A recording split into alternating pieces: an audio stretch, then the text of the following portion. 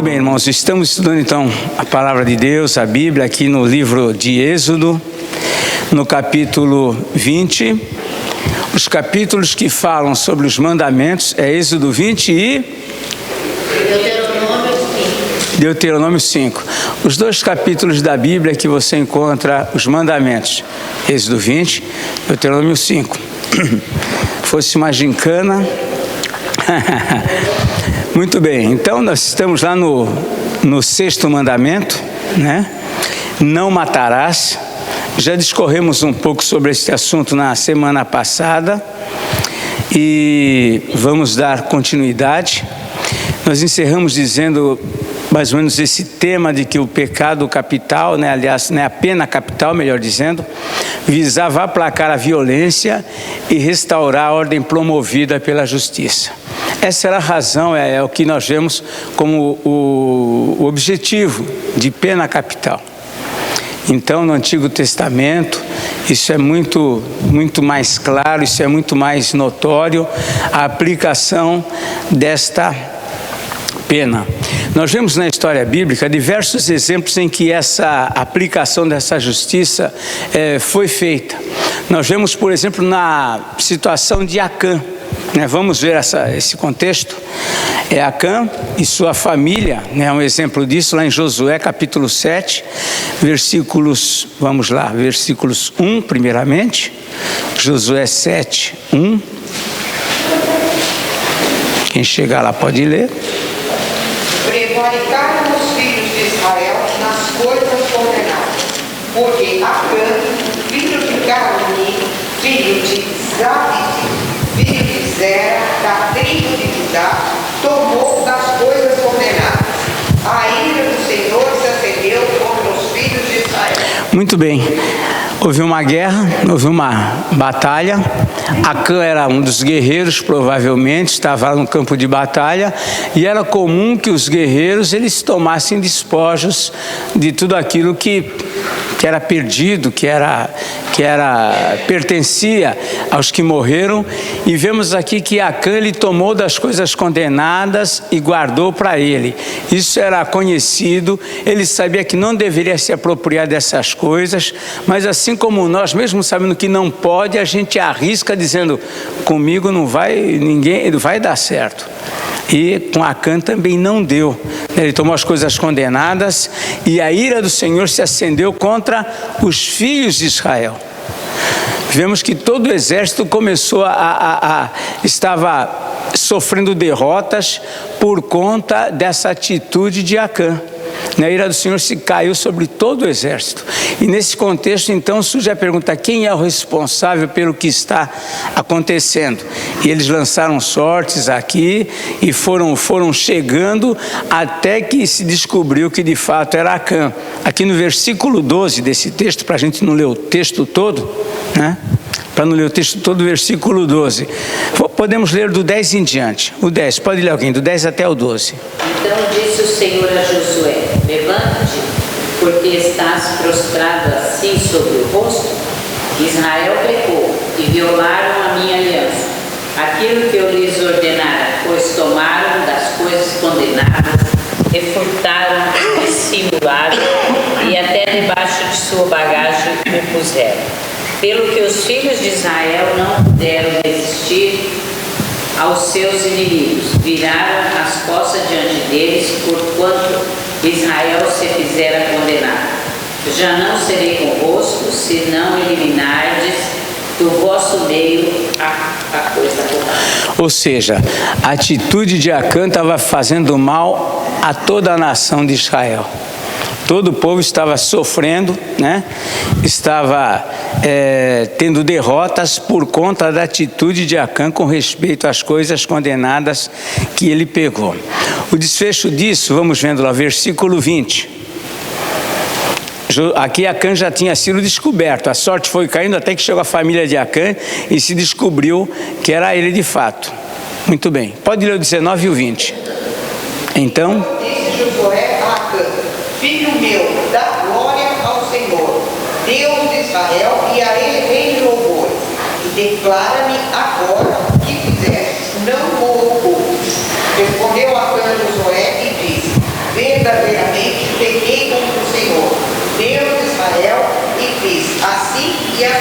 E aí, lógico, a sorte caiu sobre ele, ele não tinha mais como fugir, ele não estava aqui reconhecendo o pecado, nem como, ele estava encurralado, a sorte caiu sobre ele.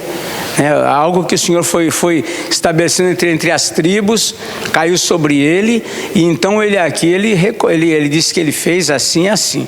O resultado disso, e aí vamos ver para a pena, começa aqui no versículo 24, pode ir do 24 até o 26. Então Josué e todo Israel com ele tomaram Acã, filho de Zera, e a prata, e a capa, e a barra de ouro, e seus filhos, e suas filhas, e seus bois, e seus jumentos, e suas ovelhas, e sua tenda, e tudo quanto tinha, e levaram-no ao vale de Acor. Disse Josué: por que nos conturbaste? O Senhor hoje te conturbará. E todo Israel o apedrejou, e depois de apedrejá-los, queimou-os, e levantaram sobre ele um montão de pedras, que permanece até o dia de hoje. Assim o Senhor apagou o furor da sua ira, pelo que aquele lugar se chama o Vale de Acor até ao dia de hoje. Vemos aqui a aplicação da pena capital. Atingiu a ele, a toda a sua família, tudo que ele tinha. Por que isso era importante naquele contexto? A nação de Israel estava se formando. Era necessário que o povo tivesse consciência da santidade de Deus. O povo precisava ter temor ao Senhor. O povo precisava reconhecer que eles precisavam obedecer a Deus. E então essas penas, muitas vezes, outras vezes nós vemos aqui sendo aplicadas, eram penas terríveis. As disciplinas de Deus, por vezes, vinha peste sobre o povo, morria centenas ali. Então a pena capital era aplicada. E aqui nesse contexto vemos aqui um desses momentos em que a desobediência de Acã trouxe sobre ele e sobre toda a sua casa essa pena. O que envolve aí, porque a família tem coisas que nós não conseguimos ter uma resposta clara, mas o fato é que o nosso pecado, o seu pecado, nunca vai afetar só você. Quando alguém comete um crime e é preso, toda a família está pagando, não está preso com ele, mas está pagando por aquele pecado, por aquela culpa dele. Quando nós erramos na nossa casa, quando o cabeça da casa, ele comete um erro, toda a família acaba em certo grau sofrendo aquilo que ele fez. Da mesma forma, isso em todo sentido, no ambiente profissional. Um funcionário que comete um erro afeta aquele ambiente. Então o pecado, uma coisa que a gente vê, o pecado nunca vai afetar só a mim. Nunca eu posso ser o único responsável, mas as consequências do meu erro não vai ficar só sobre mim. Muitos vão colher, infelizmente, tristeza, sofrimento por conta do meu erro, e aqui nós vemos essa situação. O princípio, dessa básico da pena capital pode ser visto lá em Êxodo 21, Êxodo capítulo 21, um pouco mais além do nosso, lá onde nós estamos, 21, 23 e 24. Mas, se houver dano grave, então dará vida por vida, olho por olho, dente por dente, mão por mão, verso. Então aqui nós vemos aqui o princípio. Na verdade, o que era isso? Era a justiça. Quando nós falamos olho por olho, dente por dente, pé por pé, isso é justiça. Naquele contexto era assim que era aplicado. Nós não estamos aqui ainda falando, não entra aqui a questão do perdão, estamos falando aqui sobre a questão da justiça. Se Deus fosse fazer justiça, somente justiça para com o homem, não haveria salvação para ninguém, porque a justiça era que, por conta do pecado de Adão, todos nós morreríamos. Acabou, rompimento, afastamento de Deus para sempre. E essa é a justiça. Isso é o olho por olho, dente por dente, que era a justiça. E se essa justiça deveria ser obedecida, devia ser seguida naquele ambiente, era necessário que a justiça fosse feita. Se nós, em qualquer ambiente que a gente esteja, se nesse ambiente não há senso de justiça, esse ambiente vai ser difícil. Se no ambiente quem erra não tem problema nenhum, fica tudo tranquilo, não tem como a gente viver dessa forma. Eu me lembro que eu era criança ainda, isso já, nossa, faz tempo isso. Eu não lia a Bíblia, não conhecia Jesus, mas eu lia muito gibi. Eu lia gibi. Eu me lembro que de uma das histórias que eu estava lendo, era do Superman, mas ele está numa cidade onde não existe nenhuma justiça. Né? Então, naquela historinha, ela descreve uma cidade completamente desorganizada, desordenada. Não tem, nós precisamos de justiça. A gente acha grave a pena capital, mas isso daqui era para que o povo, se o povo, por temer ao Senhor e por temer a justiça, a disciplina, o povo fosse obediente, o povo obedecesse, ia ser uma nação excelente. Ia ser uma nação, se os nossos políticos temessem ir para a prisão, eles não iam fazer o que eles fazem. Se os nossos adolescentes temessem, os jovens do nosso país temessem, adultos, temessem o resultado do vício das drogas, não ia ser assim. Quando nós lemos, às vezes, tem países que tem gente lá que está na fila da morte lá, porque usou droga naquele país. Está lá, Tailândia, outros mais aí. É isso, pena de morte. Tudo bem, deve ter a droga por lá, tem. Mas vê o índice de viciados lá e vê o índice de viciados no nosso país. Não estou aqui defendendo, só estou mostrando uma consequência de uma pena quando ela é forte. E quando ela não adianta ser só forte, tem que ser aplicada. E quando ela é aplicada, todo mundo teme, todo mundo baixa a guarda, todo mundo respeita. E a nação em formação aqui, havia então a questão da pena capital, e o princípio era esse de justiça, né? Se houvesse se houvesse um dano grave, né? Se houvesse alguma necessidade de se aplicar a justiça, era olho por olho, dente por dente e assim por diante. Muito bem. Crimes, por exemplo, o crime por assassinato premeditado, aqui em Gênesis, aliás, em Êxodo mesmo, 21, 12 a 14. Assassinato premeditado. Quem ferir a outro de modo que este morra também será morto. Porém, se não der fuziladas, mas Deus lhe permitiu cair em suas mãos, então te designarei um lugar para onde ele fugirá. Se alguém vier maliciosamente contra o próximo, matando a traição, tirá-lo-ás até mesmo do meu altar para que morra. É premeditado? Se não for premeditado, você tem uma cidade de refúgio, aconteceu, foi sem querer, foge para lá. Mas se não é isso, não adianta fugir para a cidade de refúgio, não adianta entrar no templo, porque aí a justiça ia até ele de qualquer jeito. Era justiça. Então uma pessoa pensaria certamente muito mais para tomar uma medida de um assassinato, de cometer um assassinato premeditado. O sequestro, vamos ver o sequestro, coisa que da nossa época, já naquela época se falava, olha lá, Êxodo 21, 16, a gente pensa que é só nos dias de hoje, 21, 16, pode ler. Alguém vender ou for achado na sua mão será morto. É isso. Quem é maldição? Né? Olha lá, o que raptar alguém e o vender ou ser achado vai ser morto. Rápido. Pensa antes de fazer. vai ser morto. Mas a gente vê que são coisas que acontecem no nosso país e que às vezes o bandido às vezes já sabe até a pena que ele vai cumprir, eles já até praticam crimes entendendo a maneira como vai agir, de modo que alivie. É um negócio, é um absurdo.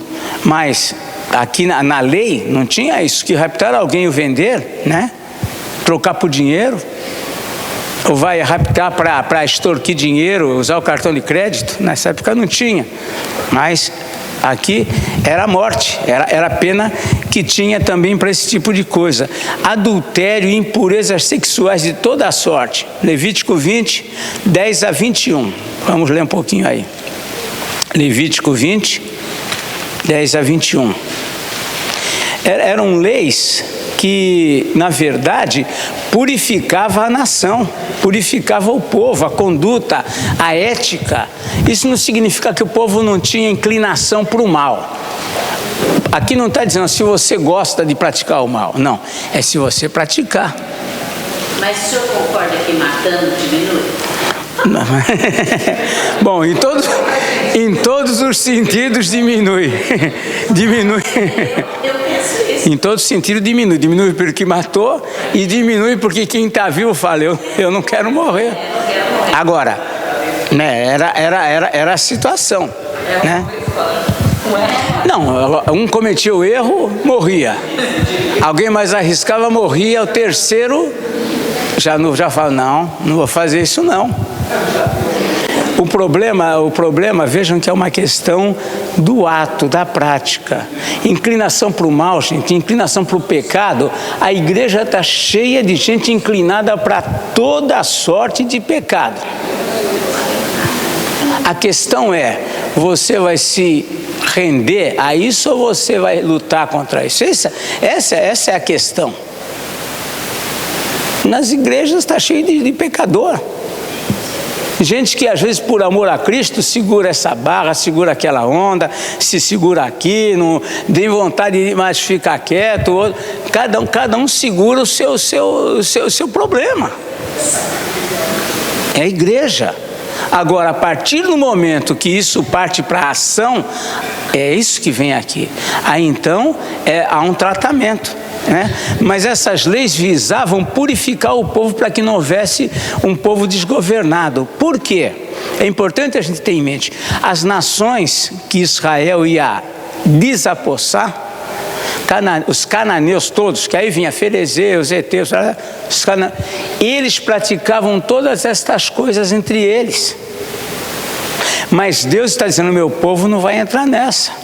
É como você na sua casa, você disciplina seu filho, o filho do vizinho não sabe nem o que é disciplina. Você corrige, você dá um corinho nele lá, do seu jeito lá, você ajusta ele lá, você faz isso, você parece ser um ET no meio da sociedade. Deus estava fazendo isso com o seu povo, olha, eles podem viver isso, vocês eu não quero.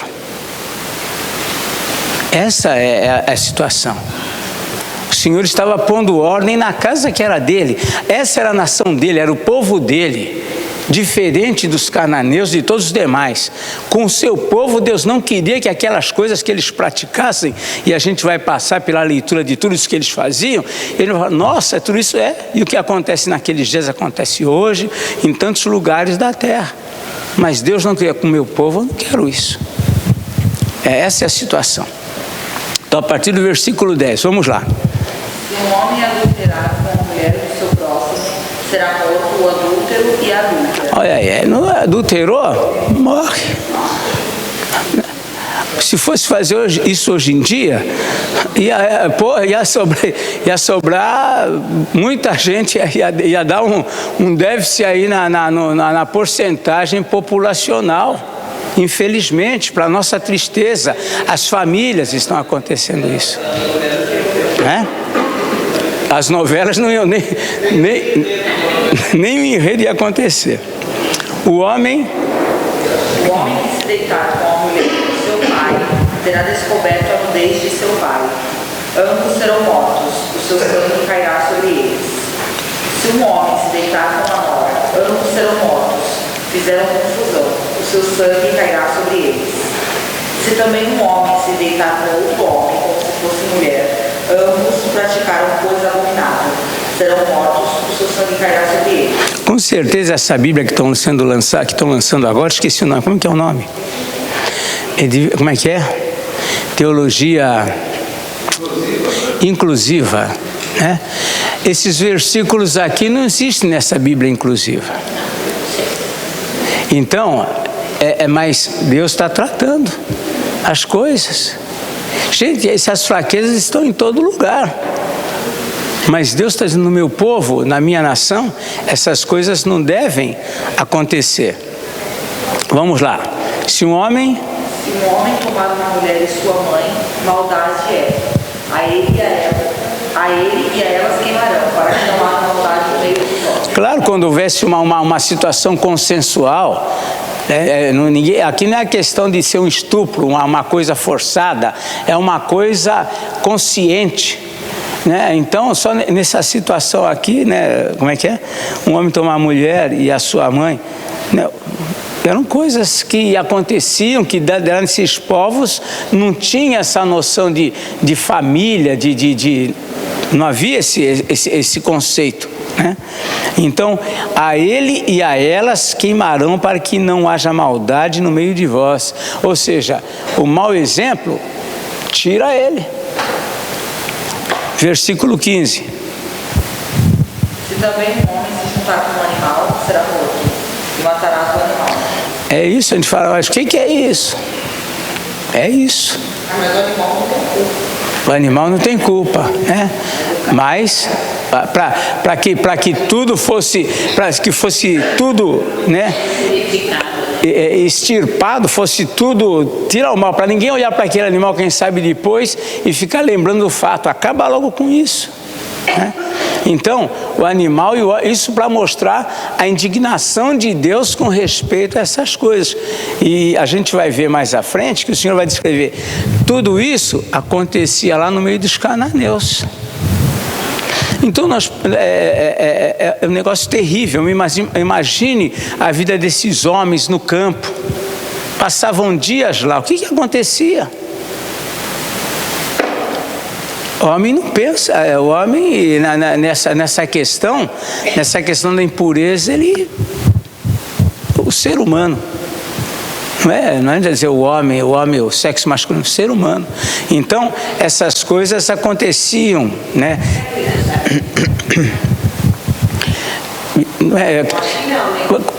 A gente, quando faz alguma coisa estranha, dona Laura, a gente sabe, não, isso aqui é meio estranho, né? Não é incomum, né? A gente sabe disso.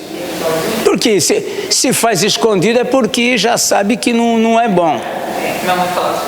Se faz escondido já sabe que não é bom. Mas o homem para ele dar vazão, ele faz. Então essas coisas aconteciam, né? Aqui o Senhor, a Bíblia não está trazendo aqui um fato, olha, quem sabe se acontecer. Não, a Bíblia está tratando de situações que acontecia no meio do ser humano, né? Que mais? Versículo 16. Se uma mulher se achegar a algum animal e se juntar com ele, matarás tanto a mulher como o animal. O seu sangue cairá sobre ele. Todas essas coisas, né? A gente fala que absurdos. Mas, gente, o absurdo é o ser humano. A gente olha aqui e não pensa que isso daqui, nossa, naquele tempo acontecia. Naquele tempo. Porque hoje em dia tem leis para certas coisas.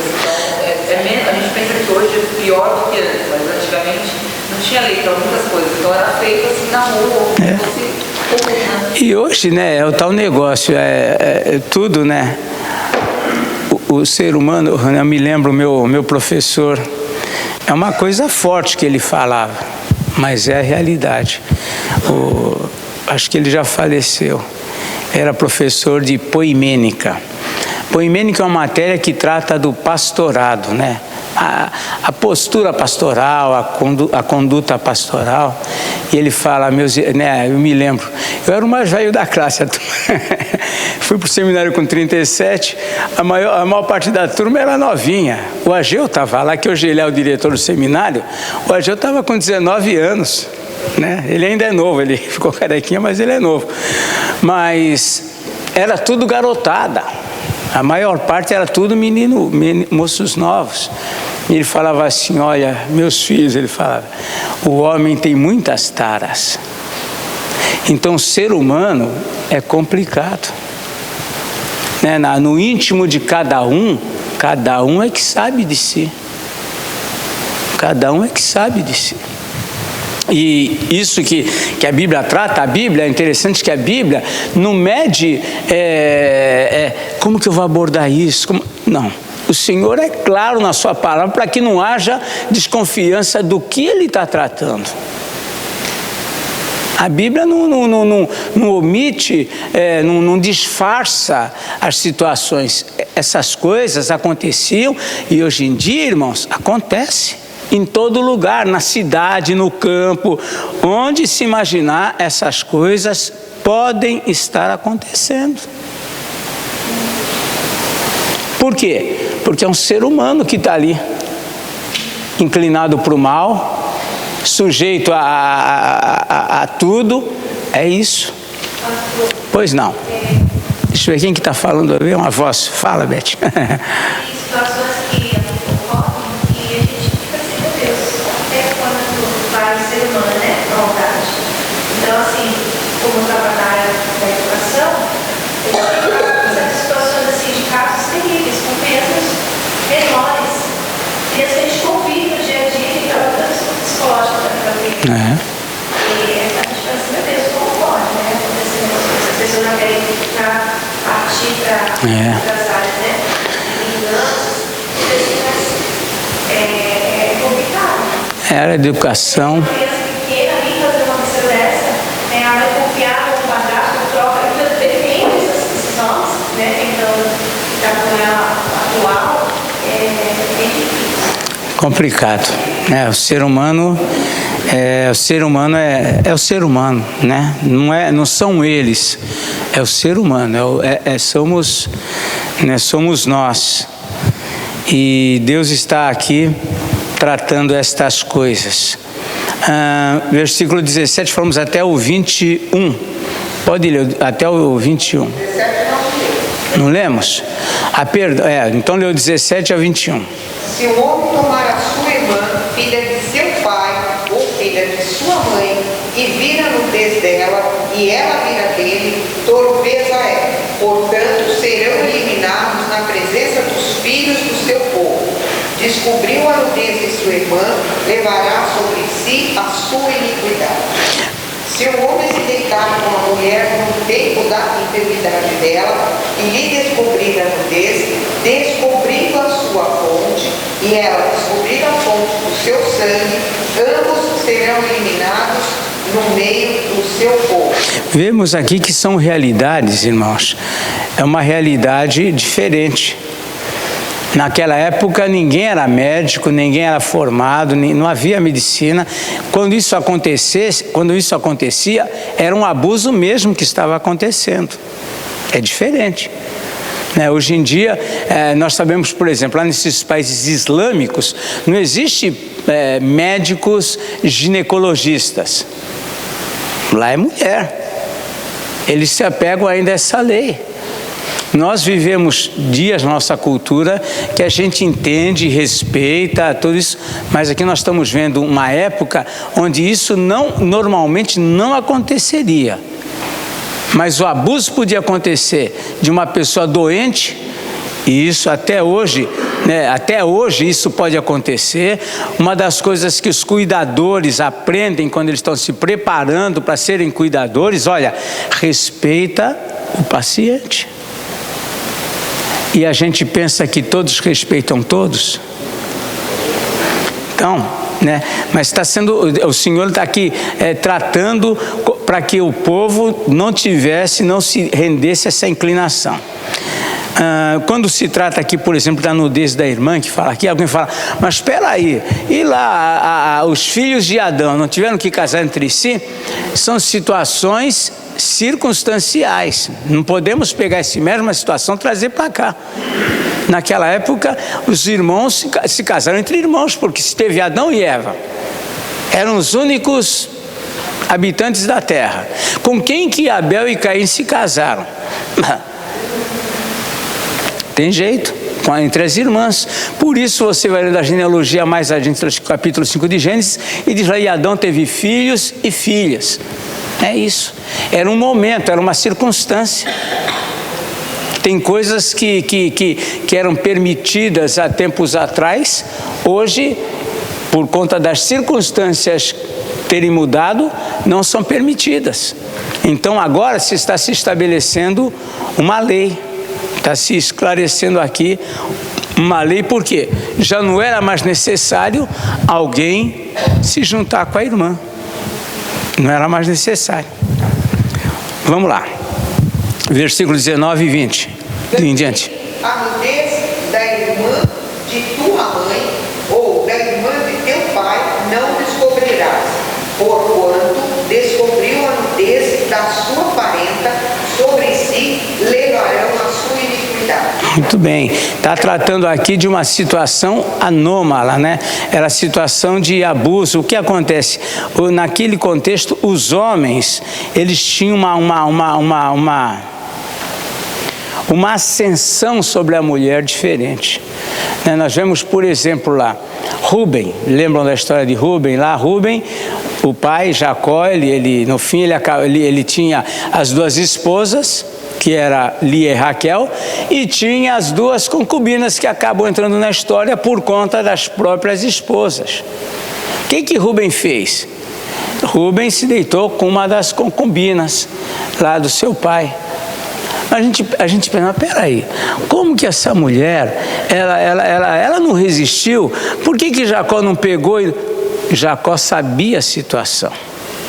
Era diferente a autoridade de um homem sobre uma mulher naquele contexto. Era diferente. E ele toma isso como abuso. E essas situações de abuso poderiam acontecer. Então, o que está tratando aqui é umas situações de abuso. Não são situações simples, situações de acordo, mas aqui essa situação era quando vê a nudez, era uma coisa de ir procurar, de observar, da malícia. É nesse sentido.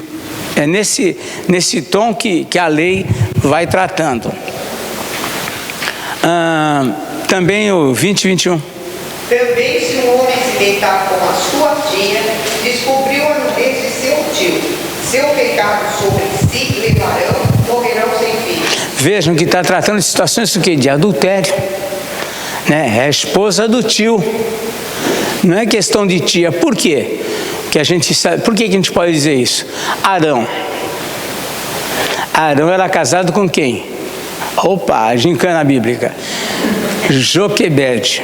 Quem que era Joquebede? Tia de Arão. Então a questão aqui é que a tia era casada, era uma mulher casada. Então está se tratando mais uma situação aqui desse tipo. Se o homem se deitar com a esposa do seu tio, é mais do que sua tia, é esposa do seu tio. Ambos levaram sobre si o pecado, morrerão sem filhos, né? Tudo bem. E finalmente o 21. Se um homem tomar a mulher de seu irmão, injustiça é, descobriu a nudez de seu irmão, ficarão sem filhos. Vejam só, tudo isso envolve aqui uma questão de infidelidade, né? Ou um abuso por parte do irmão que tomou a mulher do seu irmão. Por que é uma questão de infidelidade que a gente está tratando aqui? Porque naquele contexto, né, no contexto de Abraão era casado com a sua irmã por parte de pai, né? Então havia uma relação de irmãos ali, não deixa de ser irmão.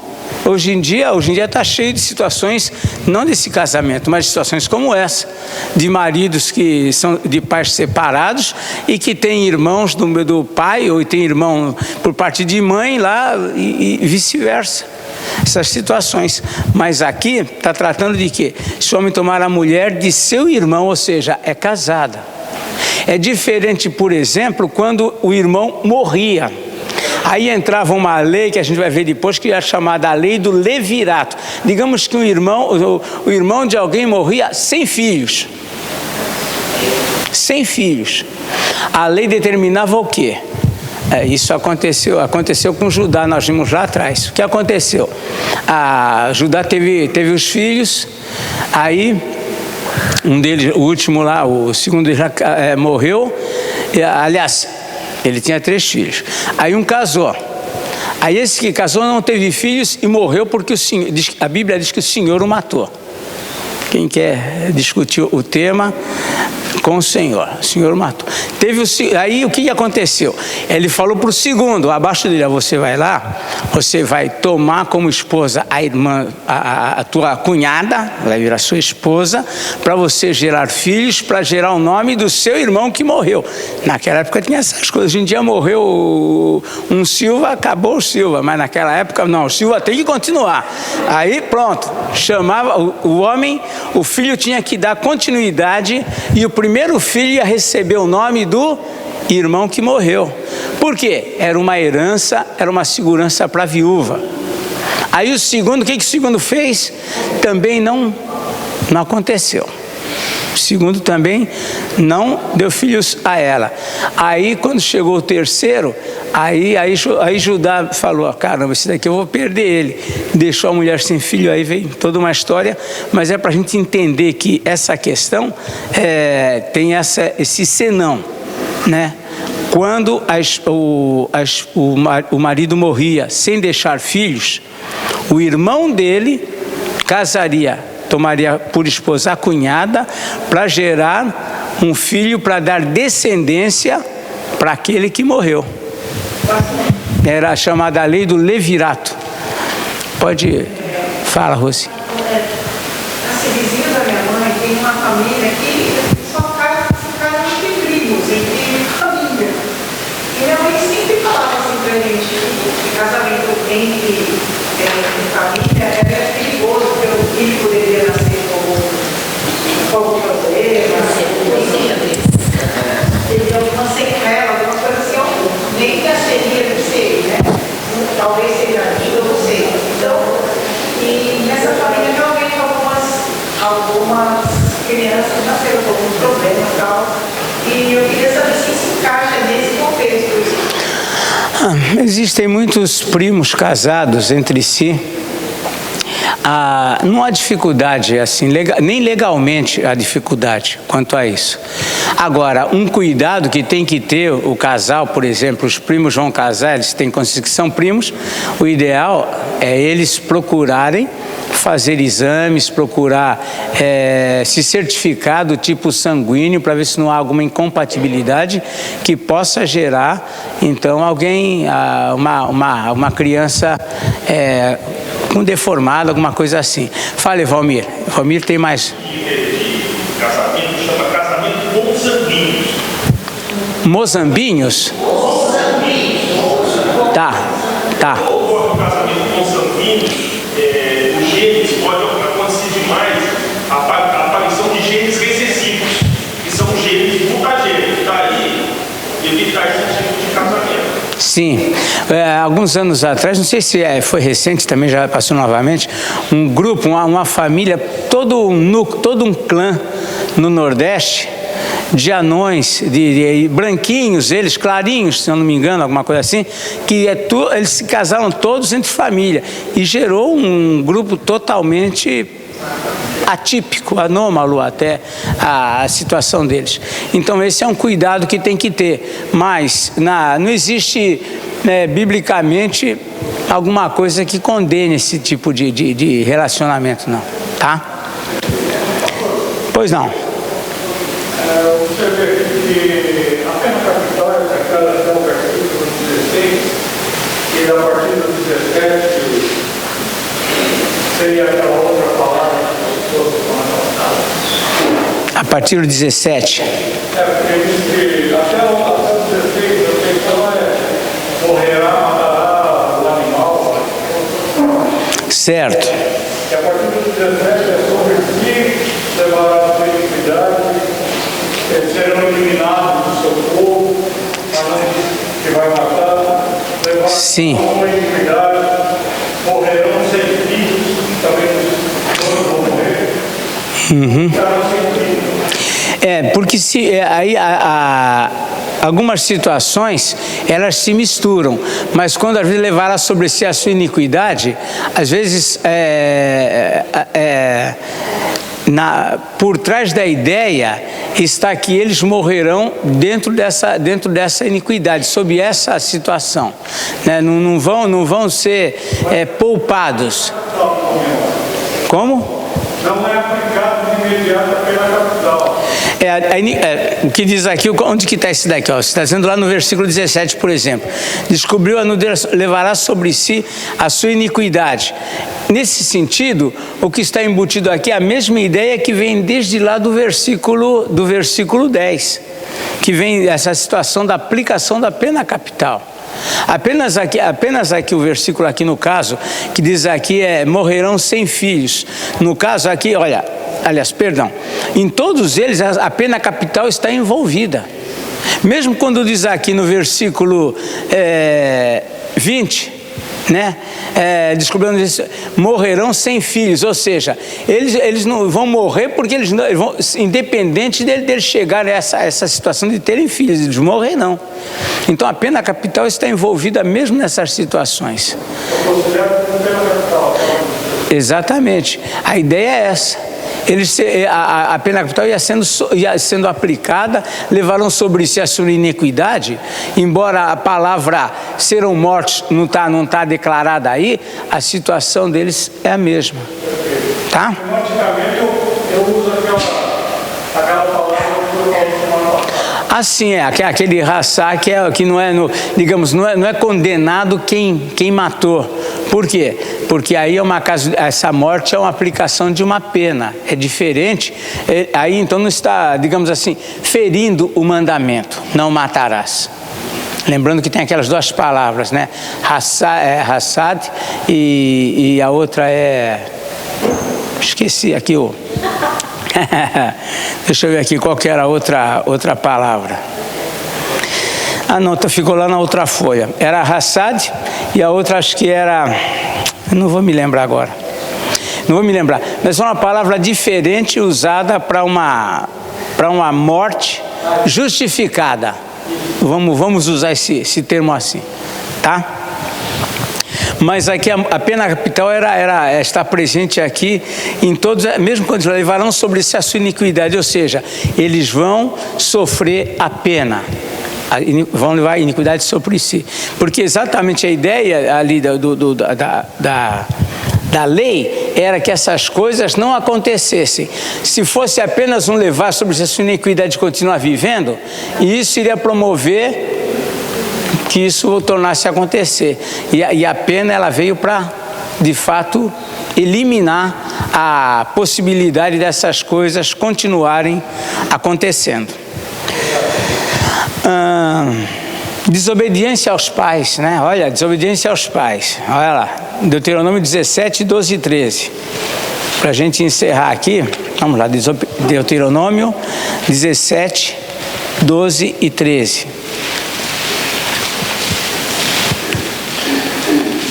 Isso tudo para a gente falar sobre essa aplicação de pena capital naqueles dias. Não chegamos no Novo Testamento ainda, Vanusa. 12 e 13, Deuteronômio 17. Pode ler alguém.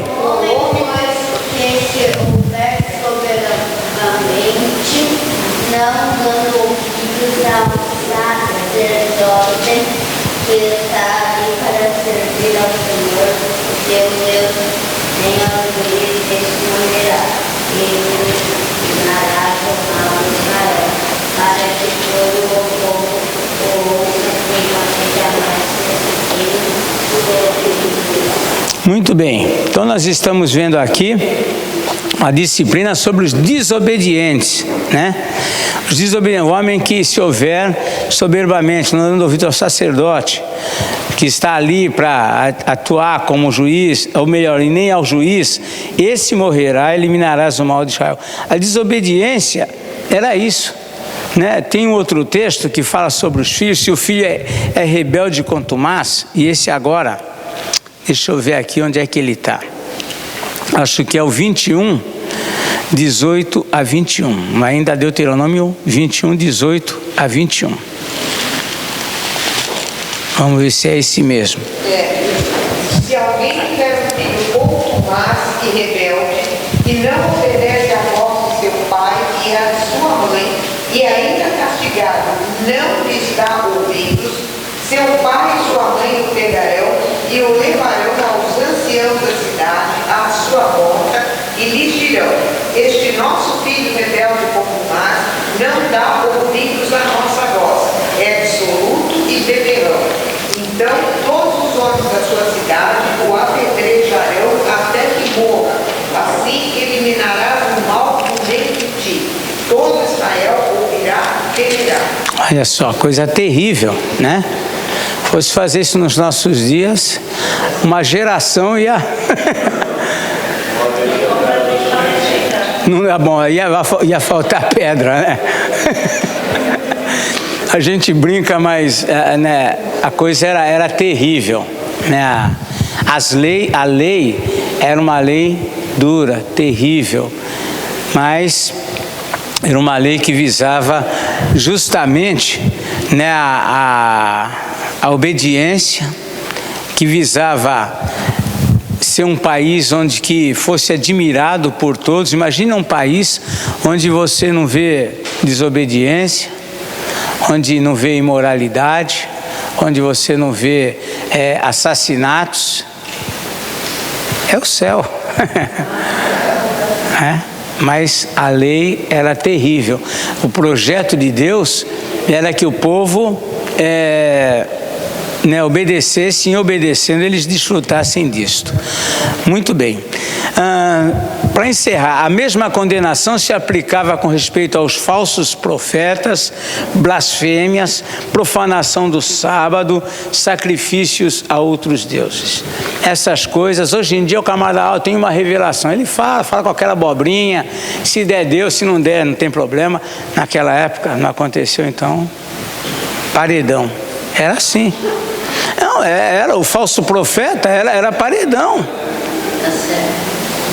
Espiritismo não existia, porque se alguém consultasse os mortos também era morto.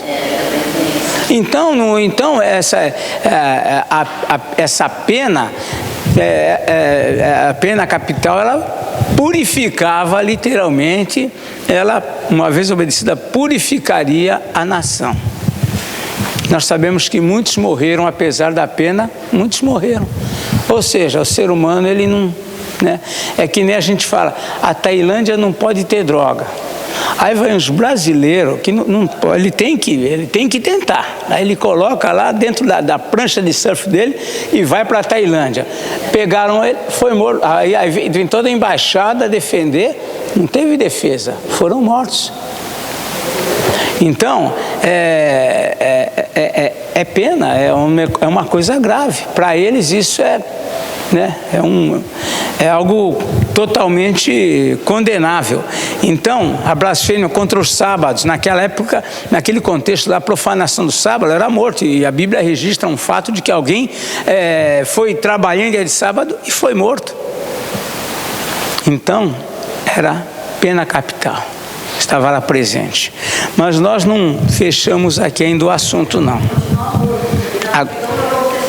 Semana que vem, Novo Testamento, vamos ver esse assunto no Novo Testamento, ver como é que o Novo Testamento conduz essa situação, tá?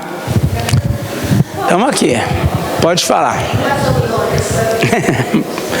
A gente pode dizer que todas essas leis, principalmente ligadas a adultério, a família, pai, mãe, filho, é o início da estruturação da família, porque na verdade a família ela vem mesmo dessa raiz judaica, né? Isso. Por isso que se chama judaico-cristã, né? Então todas essas leis, Deus está estruturando a família, defendendo, purificando, mostrando. Tudo isso é proteção. A gente acha complicado, mas tudo isso era para proteger a família. Proteger a família. Principalmente os outros povos, não que como judeu não vivesse, pedia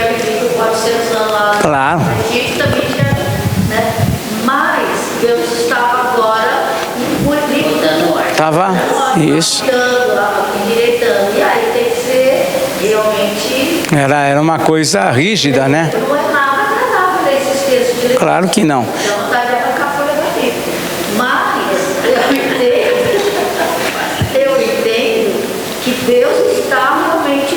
Bom, aliás, eu estava até lendo que antecede e fala, tirei vocês. Né? Eu sou o Deus de vocês, eu sou Deus Santo. Vocês são o meu povo. E é por causa disso, porque senão fica tudo muito... Ele está preparando, assim, que nem você ser por exemplo, bobo pequeno, muito insignificante, mas chega um camarada, vai treinar um time de futebol lá, que joga na várzea lá e não é tudo daquele jeito. Ele vai chegar, gente, ele vai ter que pôr regras duras para essa turma toda, para essa equipe toda, para formar dessa equipe que sempre jogou sem regra, um time que vale a pena. Deus está pegando uma nação e está separando de todas as demais nações para dizer, vocês vão ser o meu povo. Olha, é um privilégio. Ah, que bom. Mas tem uma responsabilidade. Aí é que entra essa situação toda, né? Vocês não vão viver como vivem os outros povos. É legal ser filho de José, mas você já viu como é que José educa o filho? Então é isso. Então, Deus está dando, vocês têm um privilégio, vocês serão o meu povo e eu serei o seu Deus. Não escolhi nenhum outro povo da terra, escolhi vocês. Puxa, que bênção, que alegria. Pois é, agora vocês têm que viver assim, assim, assim, assim. E aí é onde vai entrar em conflito o quê? Uma lei santa e perfeita para um homem pecador. E daí a lei serve como escancar o homem pecador. Porque aí, enquanto ninguém falou, olha, não é proibido, não tem pecado. Não é proibido nada, então não tem pecado. Agora alguém falou, olha, é proibido. Opa, agora então tem lei. Se não tivesse semáforo, você chegava na Avenida Brasil, com a sua, você pegava, não vem ninguém, você vai embora, e vice-versa, quem chegou lá, acabou, mas um dia colocaram um semáforo, pronto, agora tenho que obedecer a uma regra. Agora, para que é o semáforo? Para a sua segurança, para o seu bem. Essa é a tese, né? Então, esse é o princípio, então, é isso.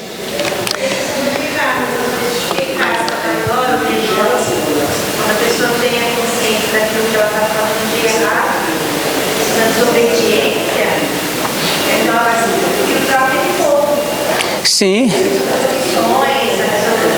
Sim. A ideia é essa, é estabelecer princípios que ela norteie, né? Que ela tenha consciência de certo e errado. Irmãos, nós vamos...